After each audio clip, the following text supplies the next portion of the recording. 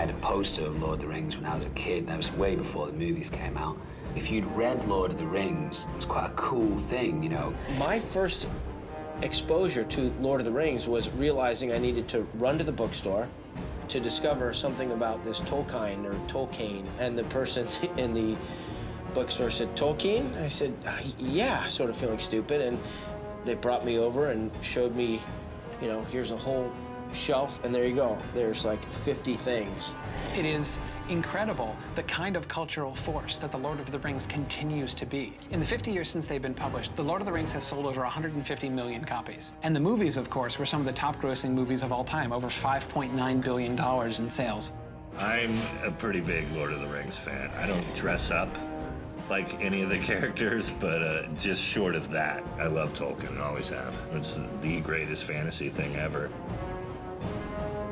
When I was a kid, we would listen to the Hobbit audio tapes and the Lord of the Rings audio tapes. And the book has always been kind of a pretty significant feature in our house. When Return of the King came out, I started crying when the opening sequences rolled. That's how big a fan I am. It's got a love story, it's got battles, it's got the fight of good against evil, it's got, you know, how do you make decisions, how do those decisions influence people around you and influence the world around you, you know? So it's a very big book in that regard. I was waiting with bated breath for the movies, probably from when I first heard they were in production. The Two Towers I probably watched at least 25 times, and I probably watched Return of the King about 30, 35 times. Fellowship of the Ring, I saw in theaters once a week for an entire month with my mom. I feel like every dude wanted to be Aragorn until the movies came out, and then everyone was like, Legolas, Legolas, but no, diehard Aragorn fan all the way for me. He was tall, dark, mysterious. Maybe I had a crush on Aragorn, and I'm realizing that now.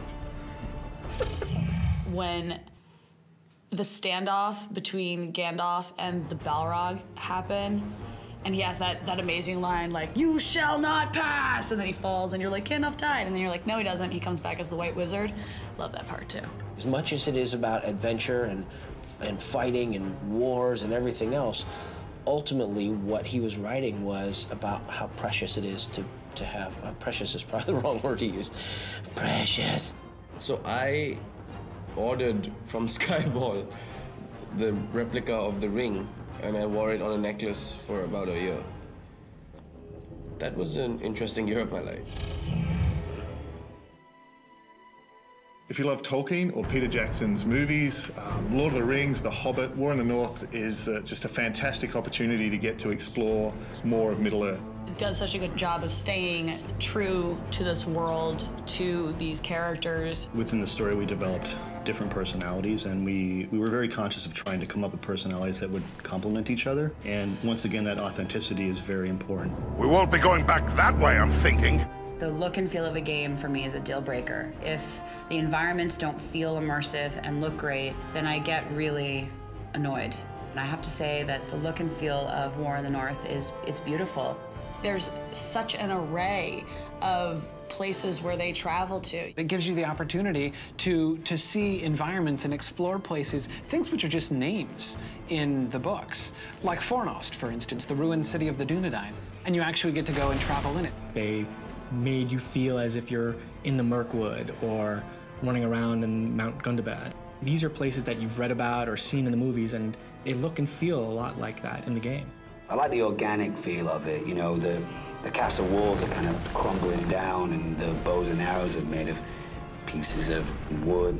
You know, it's not all really slick and kind of polished.